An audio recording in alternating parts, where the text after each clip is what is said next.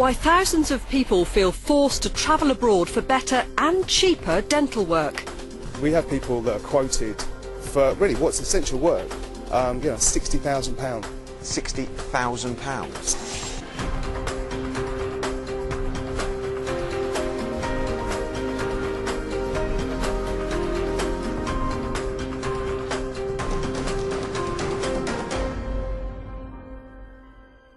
More people in the Midlands are travelling abroad for dental work than ever before, and that's not just because of a shortage of NHS dentists.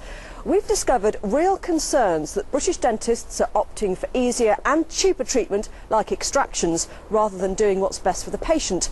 Nick Lawrence went to find out why. Teeth. They define how we feel. Even if people actually weren't looking at my teeth when they were talking to me, I felt that they probably were. It really eroded my confidence. And we trust the NHS to fix any problems. I really did not want to have a tooth removed and have a gap because I didn't have an option. But is NHS dentistry in good health? I believe that patients are suffering because they're not getting the quality of care they need. Back in 2006, the way in which dentists are paid across the West Midlands was changed, and it had a knock-on effect in how patients are treated, as this woman from Birmingham discovered. I had an infection which started up in one tooth, horrendously painful. I went to the dentist and he actually cut the nerve out of the tooth, so the tooth effectively died. It couldn't actually give me any more pain, but it was dead, and it became very brittle and prone to discoloration, and that infection then spread from tooth to tooth to tooth, and the dentist just kept taking the nerves out of my teeth, so I ended up with all my upper jaw along the front not having any nerves in my teeth at all. Julia needed complex treatment. It simply wasn't available on the NHS. Dentures were an option, but I really just could not consider that. I couldn't conceive of having to have dentures. I really couldn't. Another really awful option that was panned to me was to attend a dental hospital over a period of 2 years and go once a week and let the students practice upon my teeth.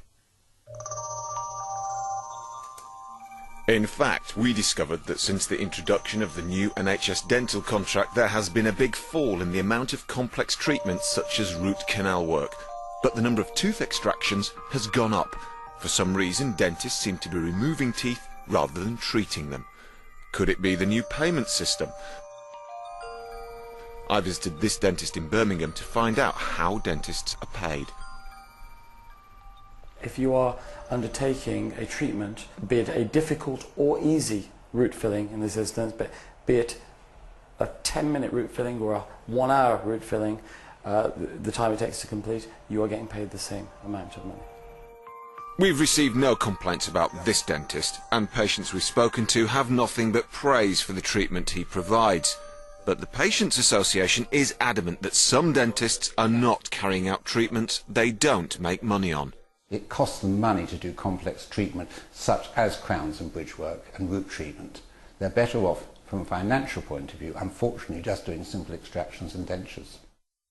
And when you don't get the right treatment, it's not just your mouth that suffers. Even if people actually weren't looking at my teeth when they were talking to me, I felt that they probably were, and making a judgment on me and feeling that I'd neglected them, whereas actually nothing could be further from the truth. So Julia, like thousands of other NHS patients, found another place to get her dental treatment. Budapest. Not exactly what you would imagine to be everyone's first choice for a checkup, but with the NHS performing less and less complex dental treatment, more and more people are being forced to look abroad to get essential, complex dental work done. Especially since those changes were made to the way dentists are paid.